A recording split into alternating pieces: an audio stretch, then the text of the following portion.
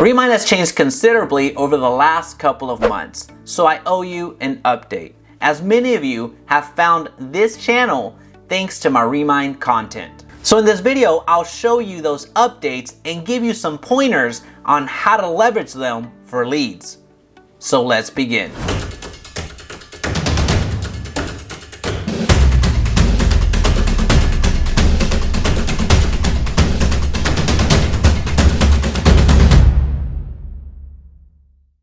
Hey, it's Jaime. If we're just meeting, welcome to the channel that brings actionable content to grow your business through online marketing. So if that sounds beneficial, consider subscribing. All right, so let's get started. It's been a while since we've looked at Remine, so I wanted to do this updated video to show you the updates that have happened with Remine and the new things that they've actually introduced for us as agents. So all of what you're going to see is something from a pro plan perspective. So I want to call that out immediately because there are some features here that are specific to the pro plan. Now, if you don't happen to have a pro plan, then some of these items will be grayed out for you. So I do apologize, but I just want to make sure that you understand that we are talking from a pro plan perspective. All right. So right off the bat, you see what they call the daily. Essentially, it's a dashboard, and you can update it based off of how you want. So as you can see, if Twitter is included, and if that's something that you like and live in, or actually participate in the Twitter conversation, you can certainly keep it, but you can certainly remove it if you want to and add something like your listings, the market polls, save searches, and everything like that. So you see here, this is a dashboard of how mine looks, and to be honest, I can actually delete the Twitter one because I don't use it. I really don't use Twitter outside of just pushing out my content. And another item that's going to be really the majority of the video is going to be the way that you search. It used to be called Discover or Discovery, where you were looking at a map very similar to Google Maps, and you needed a little bit of training on how to use it. You would have to drill down very close to the actual properties in order for you to get some sort of results in the form of blue dots, as you see there. However, now you can scroll back as far as you would like, and they're gonna group them in clusters and give you a representation of how many properties are within that area. The filters haven't changed, so I'm not going to cover the filters or really a lot of the things that I've covered in other videos. There are much more in-depth videos about Remine in this channel, so I'll be sure to link them down below. I just want to show you the changes so you're up to date in very short order. You can still apply filters as it regards to the property value, if they're living in the property, if the property is being Airbnb'd out, last sales price, if it's distressed deals, and all that fun stuff. So that has remained the same. The navigation has changed a bit, and you can see the results as you zoom in.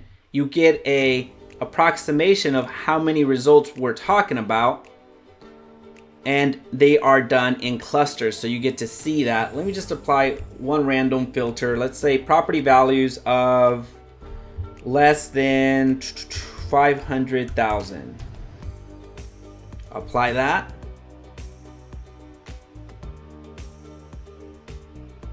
And then you're going to start seeing the clusters as they populate. And you see there's 15,000 right there. Status, let's say they're being sold right now. And there you go. So you see there's 290 results, and you start seeing them pre-populated over here or populated over here. Another thing I want to highlight is the advanced features. So although you still can't use all of the criteria and use all of the filters that you are able to on the actual MLS, Remine has stepped up its game in the advanced search feature. So again, they're not as refined in the filters as the MLS. However, they have added some additional criteria with the advanced search. So as you can see, you have a few more options as it relates to the garage, if it has a basement, parking spaces, and all that fun stuff. So the basic is still here. You have the baths, beds, floors, square footage, year built, lot size, but it's still not up to the MLS level. So just understand that. All right, so let me X out of that real quick, and I'll zoom in just a little bit more to show you what we can do now. In the past, you used to have a little track button over here, and it was actually a star, and you were able to track your properties. However, now you are actually adding them to carts. It's no longer called tracking. So right over here, you used to have a word that said track, but now they are carts. So anytime you save something, then they are added to your carts. So as an example, we have 47 results right here. What you would do would be select all. The 47 have been selected, and then you just add them to cart, and then you just label the cart at that point. So we're just gonna put 47 props, and I'll put test for fun. And then there you go. I thought I did. 47 properties, cart. There you go. So that's another feature I wanted to show you. It has changed a little bit, and you can come back over here to your carts to see all of the ones that you have saved. As far as functionality, it is still the same. You used to be able to track the properties. You're still limited to 10,000 properties, which is still sizable. It's a good amount. Again, I'm speaking from a pro plan perspective. That's how many you can track or add to your cart. And there's still it's 10,000 properties. It's a ton. But as far as functionality, it still remains the same. You can still export all of the properties that you select. You can still send them to be, you can still send mailers directly to, I think it's Rocket Mail Print or something like that. I believe that's what it's called. So you can still do that, and then you can also print your mailing labels. So as far as functionality, you haven't lost anything. And when you export, you get the property owner's information. Nothing has changed from that regard. It's just terminology has changed a little bit. The docs. The docs is something that is new. You can now upload and store and have clients sign from Remine. I actually don't use this in my workflow. I am still using Instanet, so I haven't actually used this. I don't know if I will or not. I already have that functionality, the functionality of getting my clients to sign. So this is something that if you don't have an e-signature device, then this is something that would certainly help you. You can just upload your file, you can share it with your clients, and you can have them sign it. All right, so let's look at contacts. This is one of the major things that has changed for the consumers. So for the clients that you're incentivizing onto the platform, and that's the step one program or the step one feature. When you invite people to step one, essentially you invite people to check their credit score. It's a free credit score check, and I believe it's through Equifax. And I'll show you some screenshots of me doing that here in a few seconds. So people that you invite onto the platform, the people that you invite onto Remine through your access, again, you're still tied to that individual. As they create their profile and as they get set up their step one or their free credit check, they are tied to you and they're doing that for you. You won't go as far as actually seeing their credit. It will just give you an indicator of what their credit is, but you won't see the actual credit score. So from that perspective, just be aware of that. And in order to invite people, all you have to do is go to invite to step one. Do you want to invite all of your contacts? You can say yes or no. I'm not going to do that right now.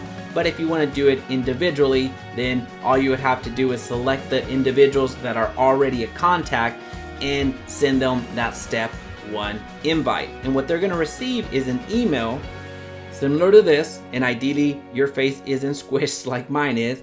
It's essentially saying, Jaime Senders would like you to complete step one. So this gives people the breakdown of what this actually even is. So they would go to get started. They would be met with a screenshot similar to this, or a screen similar to this. This is actually the page that I just did it through, which is Equifax. It's powered by Equifax.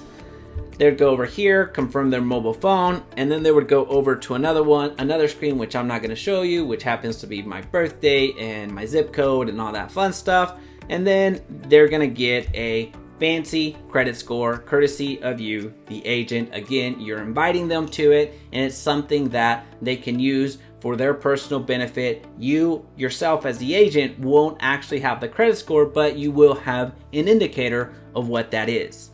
All right, so let's go back over to Remine from a navigation standpoint. All right, the last thing I want to highlight is the mobile app. You can still do a one-click invite, which essentially is, if you have that contact's information, you just do a one-click and they get invited to the mobile app so they can download it onto their phone and start looking for properties.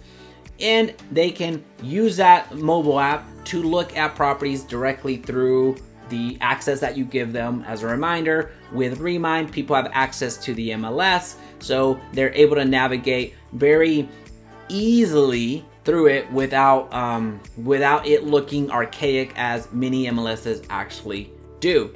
Another thing that's pretty cool about the actual app for the agent side is that there's a realtor safety mechanism there, which gives agents the capability of sending notifications to their emergency contacts if, as an example, if they check into a location and if they haven't checked out of it by a certain time, then that the emergency contact gets notified. So it's a pretty cool safety feature for real estate agents. You can't be too prepared out there, so it's actually a great tool for you agents out there that want to beef up your safety, and this is one way of doing that. So I invite you to check that component out, as it's pretty cool. And another thing about the mobile app is that you can run a CMA directly through the app, and it's not as cumbersome or complicated as you may think. All right, so these are the recent Remine changes since the last time that we checked in. I invite you to check out the other videos in this channel. There is a playlist specifically for Remine that will update you on what all of these buttons are. Just know that a few of the words have been changed slightly to make them a little bit user friendly. So wherever you used to see discover, now you're going to see search. Where you used to see track, you can now see cards and things of that nature. Well, that's it, folks. If you found value in this video, please be sure to hit the subscribe button so we can talk again soon.